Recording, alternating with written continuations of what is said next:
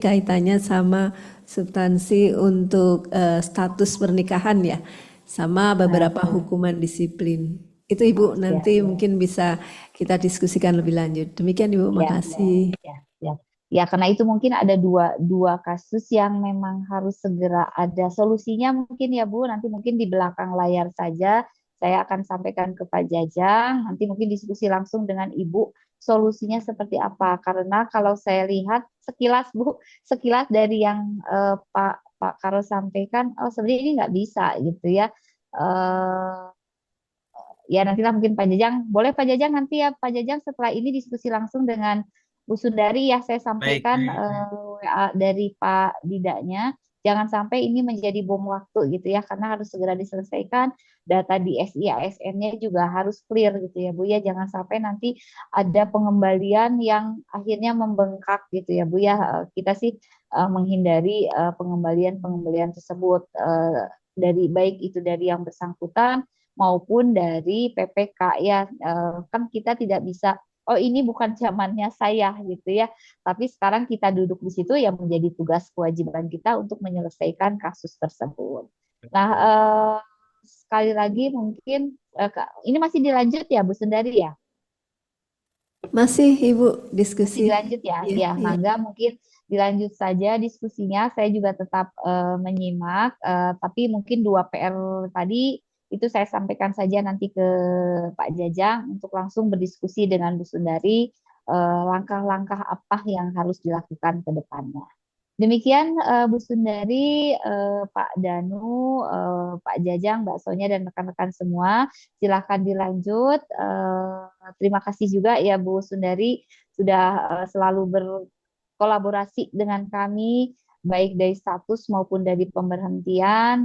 Mudah-mudahan kolaborasi ini juga bisa kita tingkatkan untuk memberikan pelayanan yang terbaik kepada para ASN khususnya di lingkungan KKP. Demikian, terima kasih. Wabillahi taufiq wal hidayah. Wassalamualaikum warahmatullahi wabarakatuh. Saya kembalikan ke Bu Sundari dan saya tetap mengikuti secara Zoom ya Bu ya. Terima kasih. Baik Ibu, terima kasih banyak Ibu beberapa poin tadi yang sudah disampaikan dan alhamdulillah nanti setelah ini memang kemarin ada dua permasalahan yang kami juga mohon untuk penyelesaiannya ataupun pendekatannya seperti apa dan kemarin ya Bu sudah disampaikan, nanti setelah ini alhamdulillah kalau nanti bisa diberikan solusi nanti kami juga akan melibatkan dari eselon 1 terkait agar kita sama-sama mendengarkan langsung apa yang nanti menjadi solusi tersebut gitu setelah ini selesai gitu. Jadi terima Mungkin kasih. dibahas secara internal dulu ya Bu. Ya, Kita ya. samakan persepsinya baik secara regulasi maupun ketentuan lainnya. Nah, ini menjadi bahan telahan untuk disampaikan kepada pimpinan di KKP mungkin itu. Pak Jajang sudah saya WA ya Pak? Boleh dicek. Ya, baik-baik. Ya.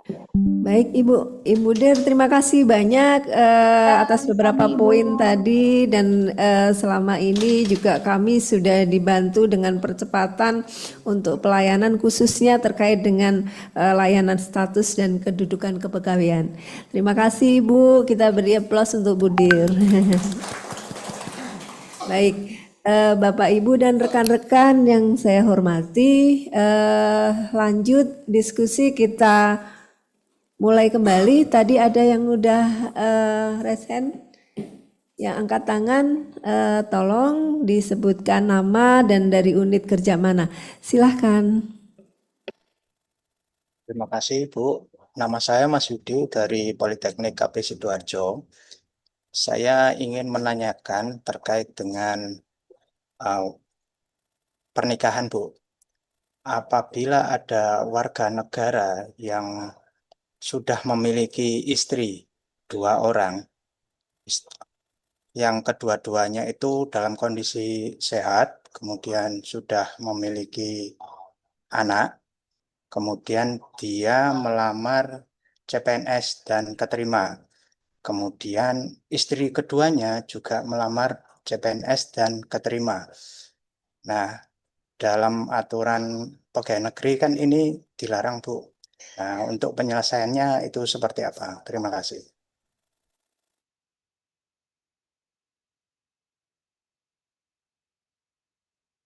Bapak tadi maaf, soalnya putus tadi. Pak Masudi, ya. Ya, Ya, baik.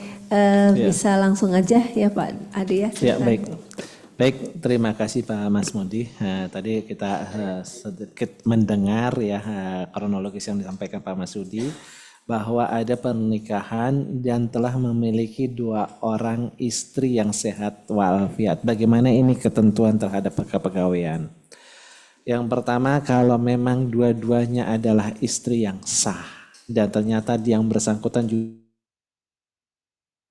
dan juga minta izin kepada atasannya untuk menikah sampai 2 kali dan telah diberikan, maka itu tidak ada masalah. Yang pertama itu ya.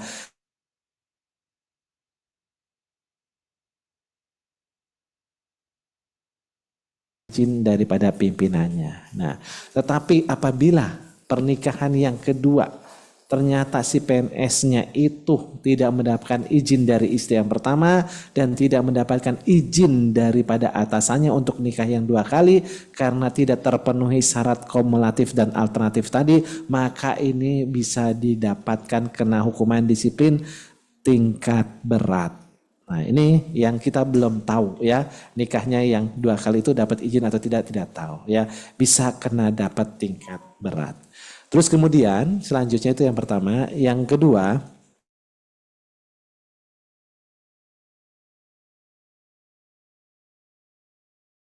ternyata itu dapatkan izin dari atasan ya kan, dan juga dari istri yang kedua, ketiga dan 4, dan kemudian dia ingin daftar kepada kepegawaian.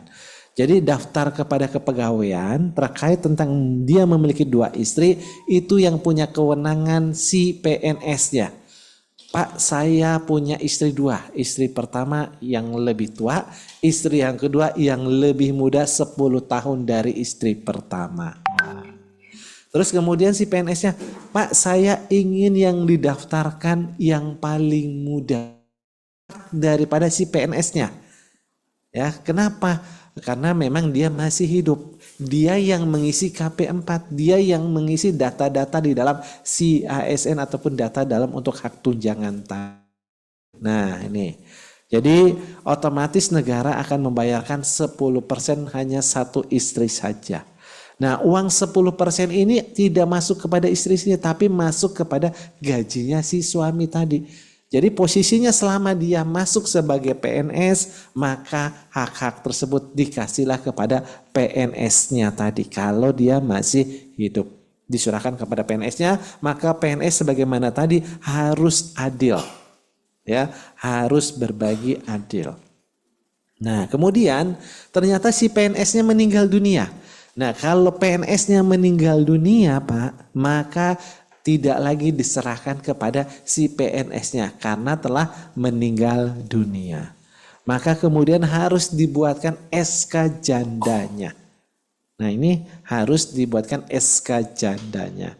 Nah, pertanyaannya adalah bagaimana Pak terkait tentang SK janda tersebut? Diserahkan kepada siapa SK janda tersebut ya? Jadi sebagaimana tadi disampaikan oleh saya, SK janda karena punya 2 istri yang tadi yang sah ya menurut undang-undang perkawinan perceraian dan menurut daripada Undang-Undang 11 pasal 16 ya, Undang-Undang 1169 pasal 16, maka itu harus dibagi menjadi 2. Ya, maka kalau memang dia ini harus dibagi menjadi 2. 18% untuk istri yang pertama dan 18% untuk istri yang keduanya ya. Nah, karena dia nikahnya telah sah dan menurut hukumnya ya. Jadi kepada Bapak saya bicara regulasi karena belum melihat dokumen yang seperti apa ya. Nah, jadi seperti itu Pak ketentuan terhadap para istri yang memiliki lebih daripada 1 tadi Pak. Ya, terus kalau misalkan Pak ternyata dari istri yang pertama meninggal dunia tapi punya anak yang masih berhak untuk mendapatkan anak yatim, maka diberikan kepada si anak yatim dan istri yang keduanya.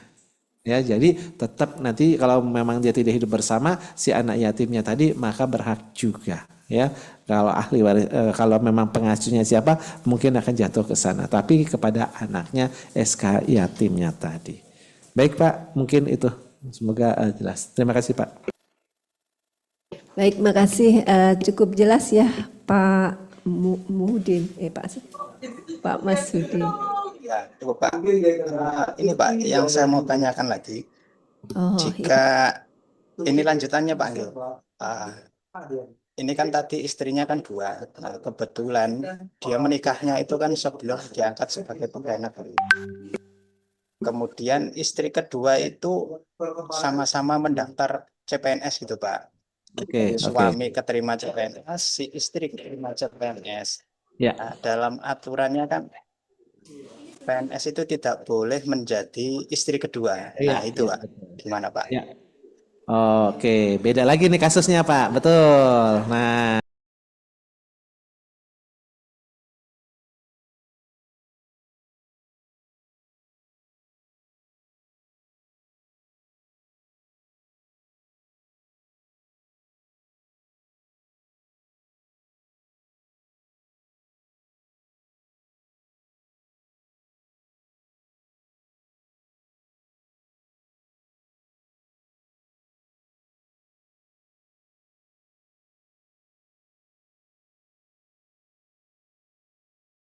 dia diangkat dia menjadi PNS setelah ikut lasar dan tes kesehatan, ataupun dia langsung diangkat P3K, barulah sadar bahwa ataupun kepegawainya mengetahui yang bersangkutan menjadi istri kedua. Nah, ini bagaimana? Begitu kan Pak? Betul Pak. Betul ya. Ini bagaimana pemberlakuan? Bahwa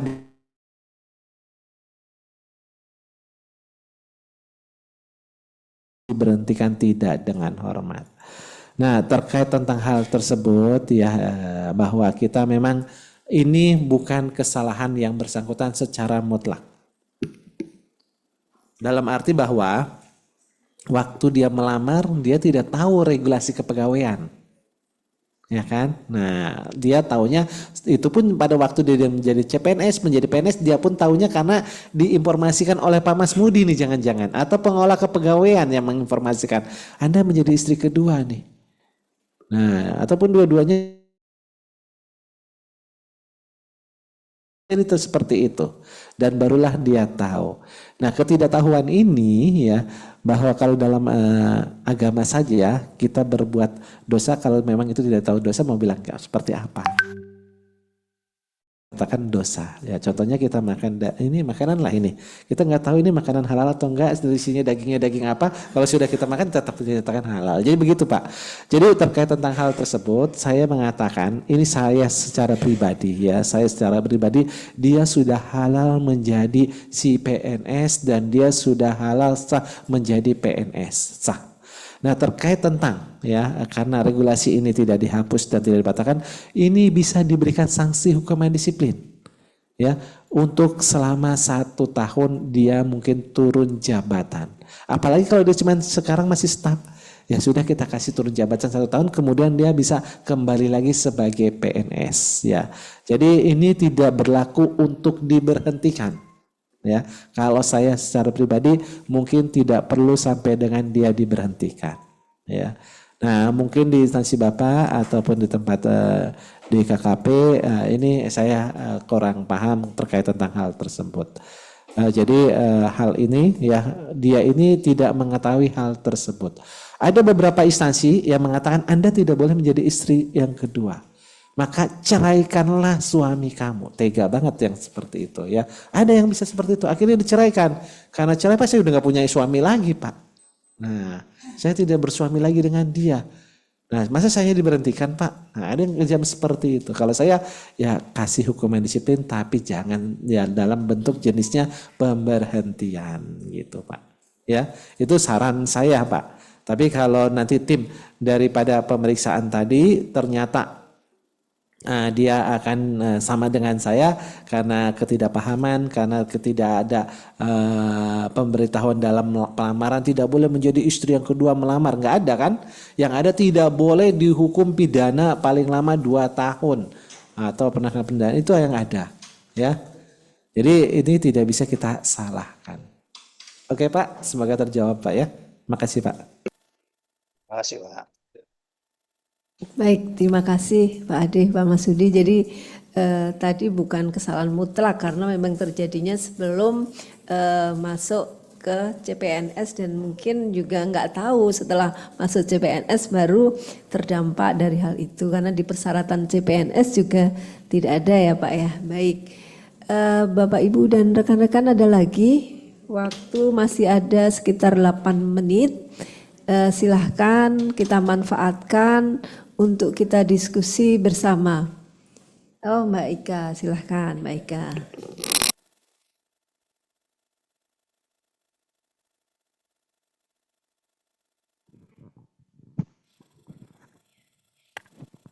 Assalamualaikum warahmatullahi wabarakatuh.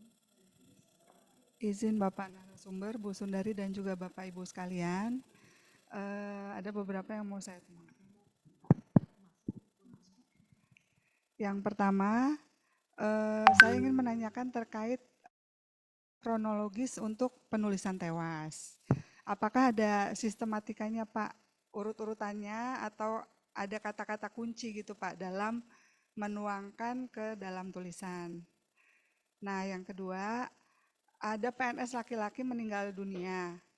Istrinya tapi sudah meninggal lebih dahulu.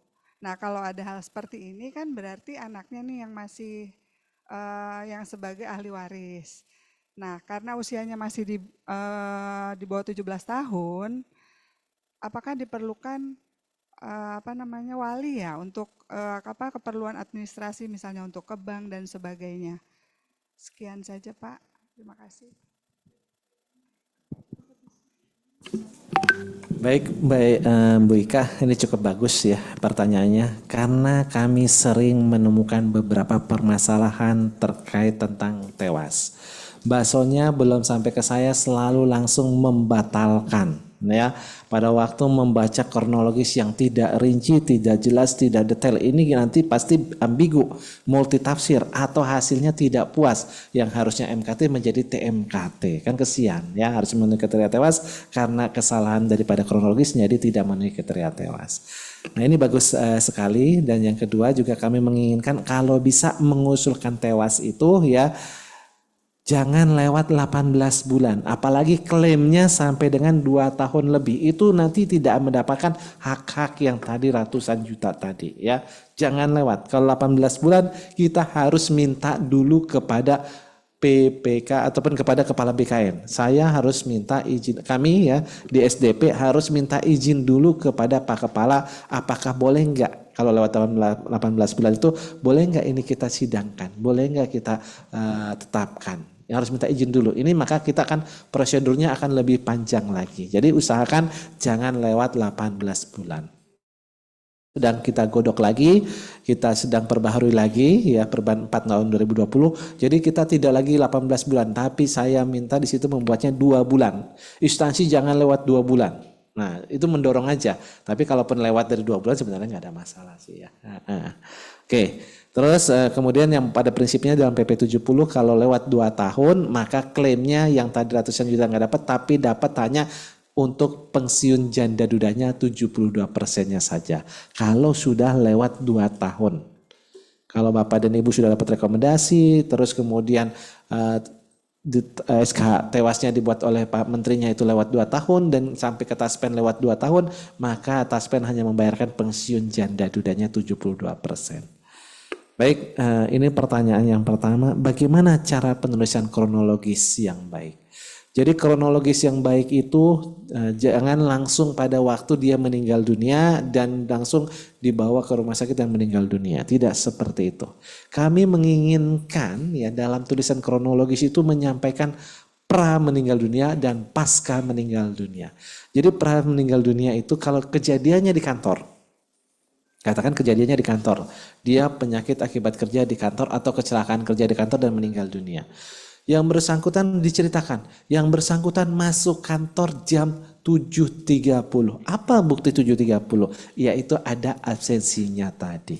Kasih tahu di situ, masuk kantor jam 7.30. Ada apa buktinya? Ada absensinya. Terus kemudian dia melakukan kinerja, katakanlah dia entah WA, Entah dia mungkin masukkan menginput data tadi, baik menginput data yang untuk pensiun atau perbaikan nama atau kenaikan pangkat, dia melakukan kinerja ini. Berarti sudah ada daftar hadir dan sudah ada kinerja bahwa dia memang ke kantor. Kemudian di jam 11 ternyata yang bersangkutan jatuh. Katakanlah seperti itu. Jatuh, maka diceritakan siapa yang menemukan dia jatuh pertama. Atau siapa yang menyampaikan yang bersangkutan jatuh itu, siapa yang melihat ataupun memberikan informasi. Berdasarkan informasi dari si A, si B, dia ditemukan posisi sudah jatuh tergeletak di ruangannya. Kemudian dibawa ke rumah sakit. Siapa yang bawa ke rumah sakitnya? Apakah si A, si B atau orang lain? Ternyata ada si D, si E yang bawa ke rumah sakit. Nah, jadi kan dibawa rumah sakit dan kemudian si keluarga datanglah ke sana ke rumah sakit. Kemudian yang bersangkutan jam segini meninggal dunia. Nah, jadi dari sana sudah jelas kronologisnya. Ya, jadi kapan datang, kapan ini, karena jangan sampai kita bilang, Pak dia kantor. Pas saya cek minta absensinya, pernah terjadi gitu. Dia ke kantor, saya cek mana absensinya, tidak ada absensinya. Apa benar kantor minta kinerjanya? Tidak ada kinerjanya. Jadi kita ragu. Nah, pernah ada lagi kejadian di suatu instansi yang bersangkutan disampaikan bahwa yang bersangkutan masuk kantor hari Sabtu. Hari Sabtu dibilang ke kantor. Terus ketemu-temu pagi-pagi oleh si cleaning service, posisi pagi-pagi sudah meninggal dunia. Ada yang mengatakan seperti itu, sudah meninggal dunia. Kita klarifikasi, kita zoom dengan, kita pada waktu itu langsung zoom. Kami ingin zoom dengan security yang piket di hari Sabtu. Nah, terus kami ingin zoom dengan yang menemukan di pagi hari tadi. Siapa? Cleaning service-nya. Ini sifatnya rahasia, on the spotnya rahasia BKN. Jadi saya langsung interogasi pada satpamnya. Ini menyangkut keuangan negara yang ratusan juta.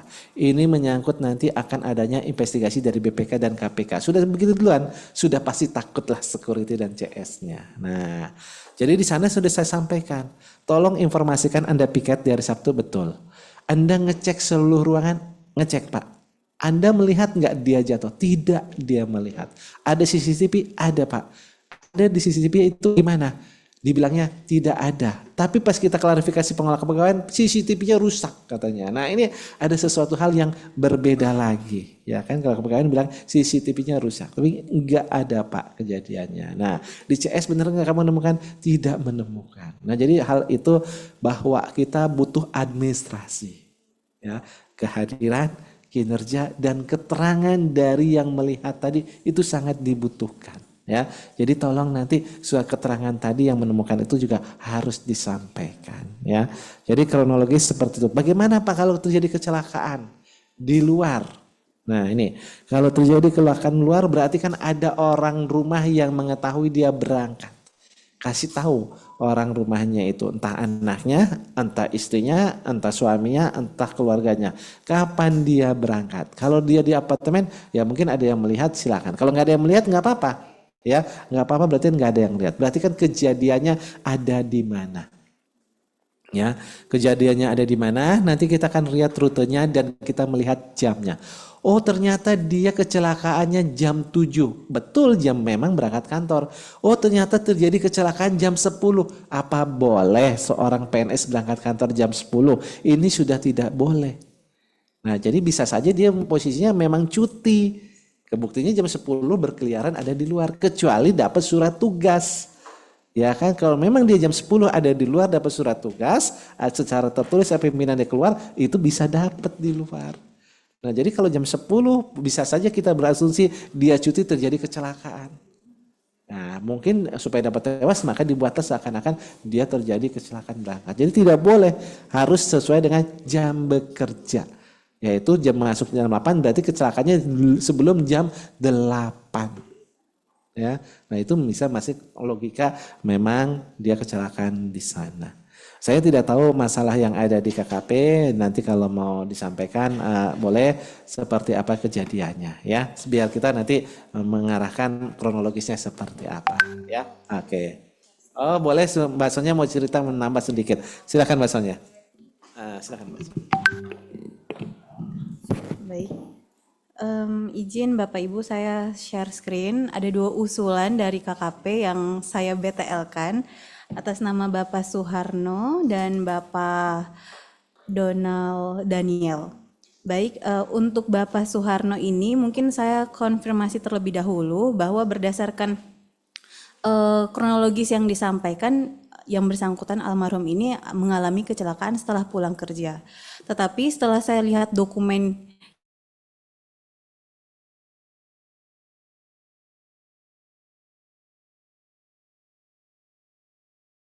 saya minta konfirmasi di kronologis detail ketika ST itu yang bersangkutan melakukan kegiatan apa dan apa evidence ketika melakukan ST, karena kan ini di ST ini menugaskan almarhum ke 2 tempat, ke desa kemana? Ada kedua desa, tetapi di sini langsung menyampaikan setelah melakukan presensi pulang. Jadi saya mau minta dulu dasar penugasan ST-nya itu apa dan kegiatan yang dilakukan yang bersangkutan ketika ST di 2 desa ini apa dan eviden-evidennya. Yang selanjutnya setelah melakukan presensi pulang, berarti kan yang bersangkutan mungkin setelah pulang dari desa itu masuk kantor lagi, nah dan melakukan presensi. Apakah ada bukti presensi pulangnya ketika itu?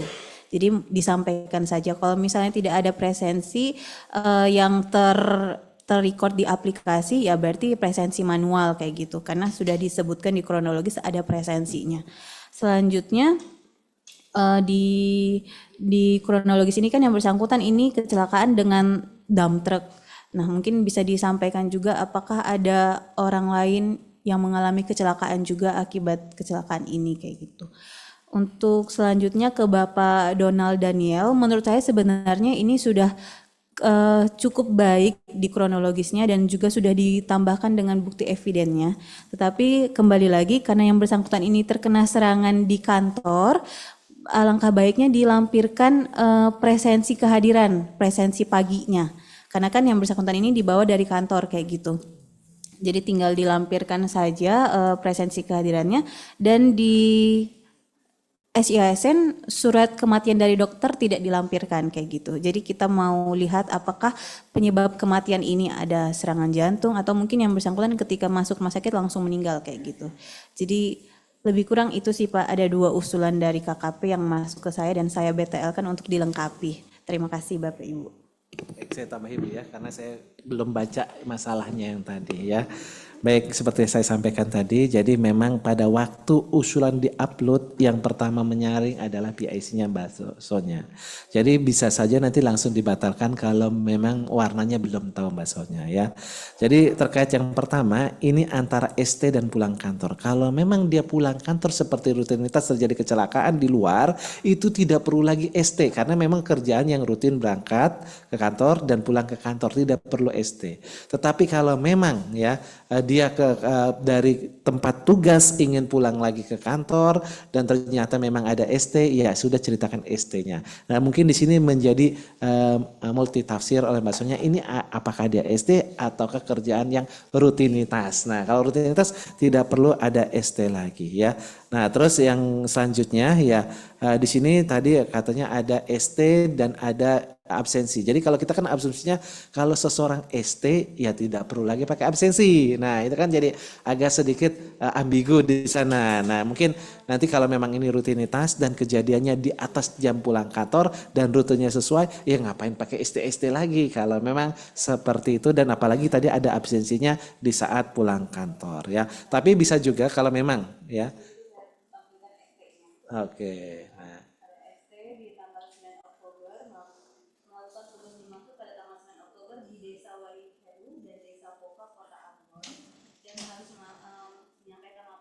Oh, iya, mungkin memang ada tugas ya di dalam ST tugas tersebut yang bersangkutan tidak langsung pulang, tetapi mungkin ingin ke kantor.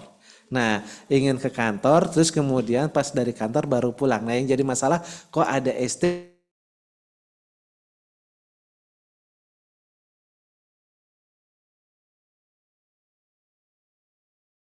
ya. Mungkin itu yang menjadi pemisahnya, ataupun mungkin kita mau ambil yang mana.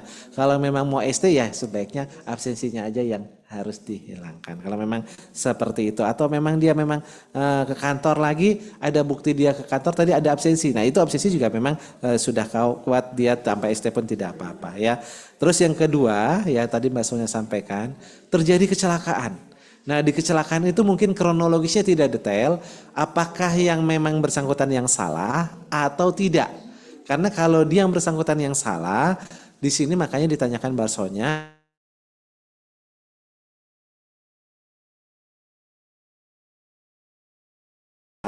berarti harus ditanya ada nggak menjadi korban. Kalau memang ada korban maka dia tidak memenuhi kriteria tewas. Tapi ternyata dia tidak ada yang menjadi korban dan dia tidak salah. Harusnya disampaikan.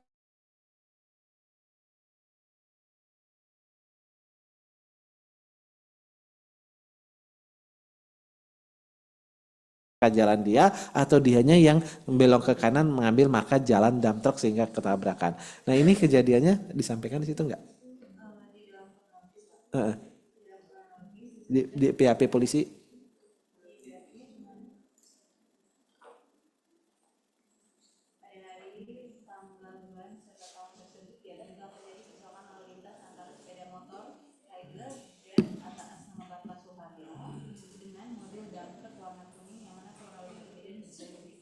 Korbannya sebutin?